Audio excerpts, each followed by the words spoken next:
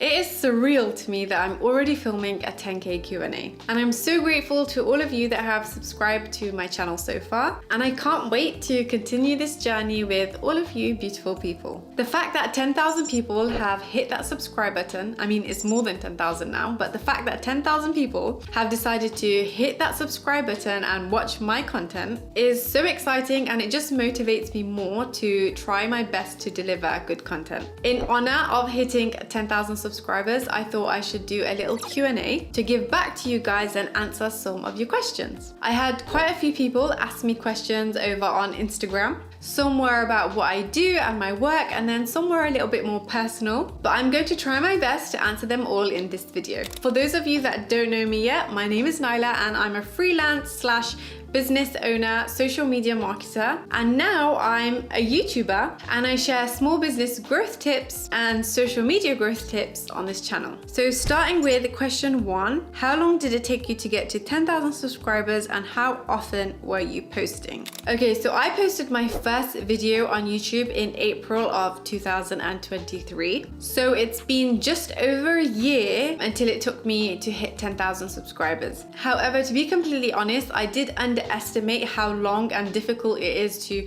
plan, to script, to film and edit these videos. So after posting, I think around 2 or 3 videos, I just took a long break and didn't post for quite a while. I think I took like a 6-month break. And within that 6 months, I just spent loads of time coming up with new content ideas, trying to really understand what type of content I wanted to post and scripting them, filming them in advance, and then getting them all over to editing. And then I didn't post again until I had like 5 videos completely ready. And ever since then, so after my 6-month break, I have managed to be a lot more consistent. I try my best to post weekly. It doesn't always happen, but yeah, I try my best. So I guess you could say it took me around about a year to get 10,000 subscribers from beginning to end. However, I definitely know that if I was posting more consistently and frequently, I would have gotten there a lot sooner. Question 2 is, how often do you think you should post to grow on YouTube? So I teach people how to grow on Instagram and TikTok. And I always say for those platforms, the more you can post, the better and the faster you're going to grow. However, that being said, it's also really important that you pick a number that you can stick to, because consistency beats everything. And obviously you don't want to be posting so much where you can barely handle it and then you're compromising on the quality of your content.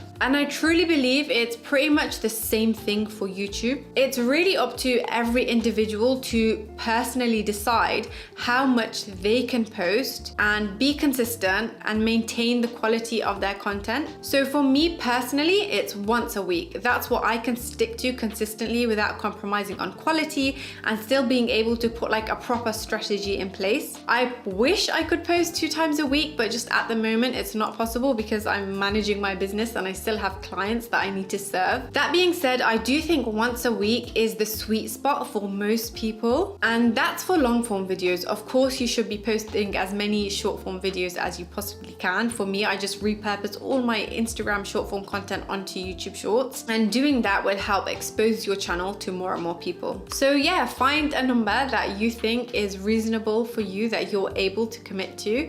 I mean, even if it's twice a month, if that's all you're able to do, then that's fine. But then again, you do need to accept that the less you post, probably going to grow slower than people that are posting more. So it's all about finding that balance. I hope that helped. Question 3 is, where are you from and why is your English so good? Okay, this question confused me because one thing I noticed in a lot of my videos, quite a common question I get is, how is your English so good? So I assume that people think English is not my first language, but English is my first language. I'm not sure if that's because I wear a hijab and I look foreign, but no, I was born and raised in the UK. So yeah, that's, I guess, why my English is so good. I mean, it could be because I studied English and creative writing at university and I have an English degree, but I really don't think that's what the comments are referring to. And where I'm from originally is I'm half Pakistani, so my dad is Punjabi Pakistani, and then I'm half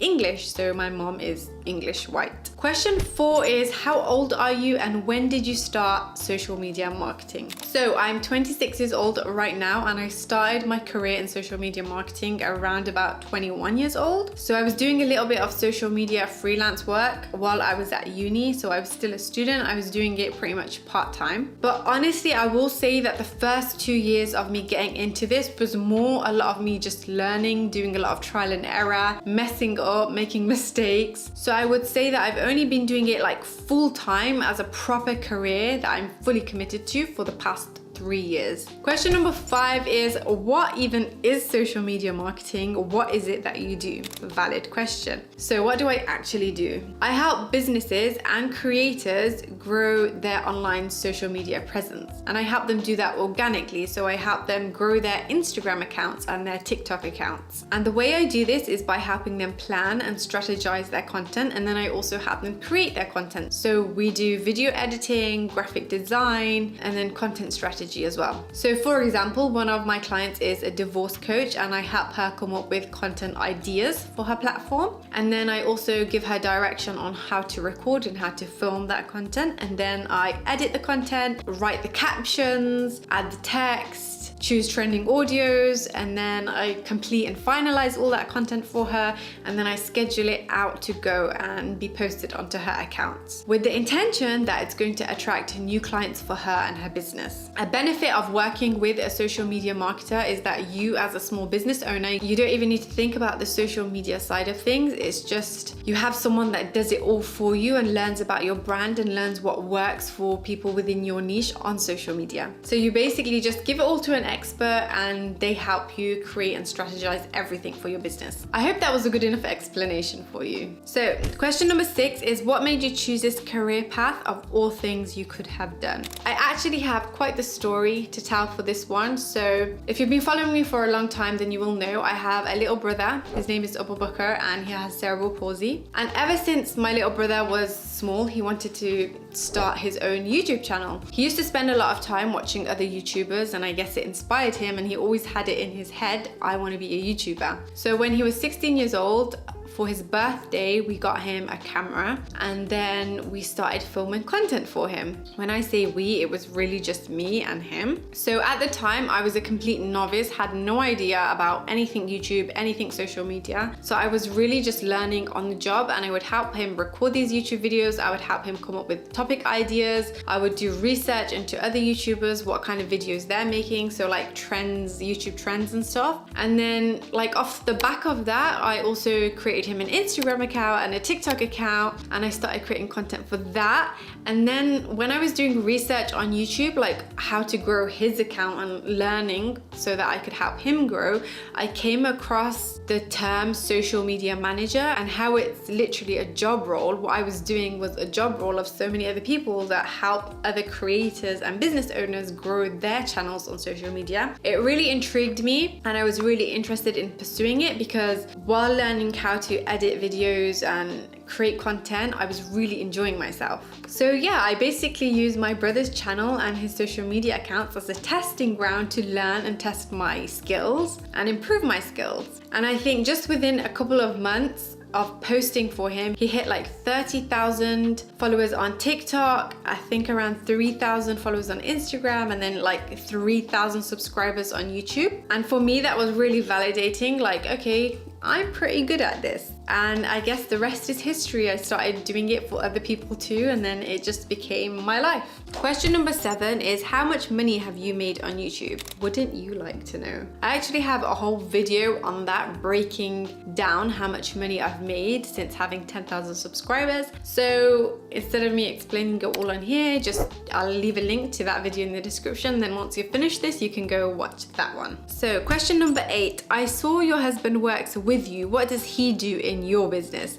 I know I call it my business all the time, but honestly, it's our business. I should start saying our business. So if you're following me on Instagram, you'll see a lot of my content that my husband works right next to me in our little office. And yeah, he works full time too in our social media marketing business. We also have 2 other team members right now. And then we have just a bunch of freelancers that do other work with us too. So we are a growing team, but for my husband, he specializes in video editing and graphic design, and what he does is he kind of directs the content creation side of the business. So I'm more like strategy and planning and talking to clients and, you know, kind of being the face of the brand. And what he does is actually creates the content. So he directs the video editors, he directs the designer, and then he also helps with the editing and design himself. It's honestly been amazing that we've been able to combine our skills. So me as a social media marketing manager and then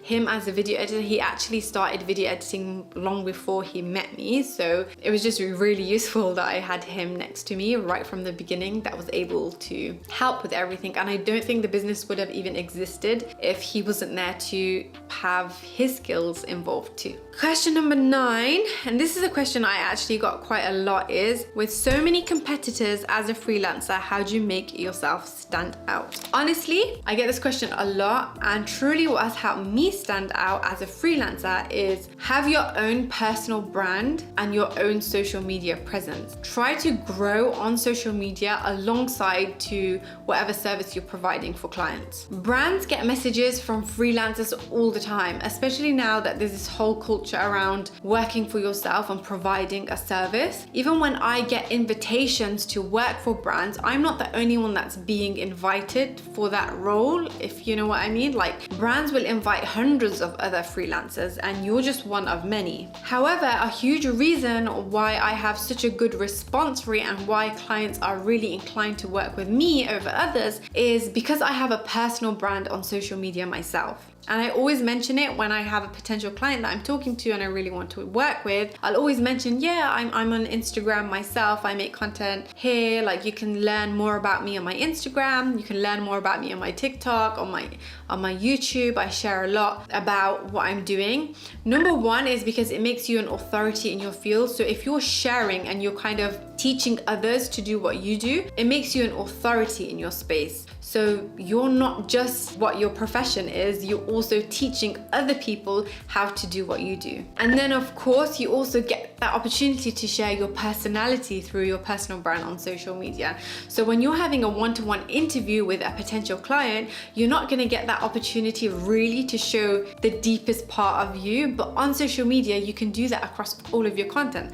And that potential client can scroll through your social media account and get to know you within just the first few minutes of scrolling through your feed. And they'll automatically feel that kind of connection to you. And that really is the power of having a personal brand. You have the opportunity to make people like you just through scrolling through your social media account. So yeah, if you want to succeed as a freelancer and you want to stand out, definitely start building your personal brand. I hope you enjoyed this Q&A. I hope I didn't waffle too much. I definitely enjoyed answering all of your questions. It's really nice to feel that you guys, my subscribers, actually want to know me and know more about why I do what I do. And I'm so appreciative that you guys are still watching my videos and still engaging with me on all my other social media platforms. So thank you again for helping me to get to 10,000 subscribers. And if you did make it all the way to the end of this video, then you're a real one. Comment 10K in the comments below so I can see who watched all the way to the end. And with that, I guess I will see you next week if you're subscribed.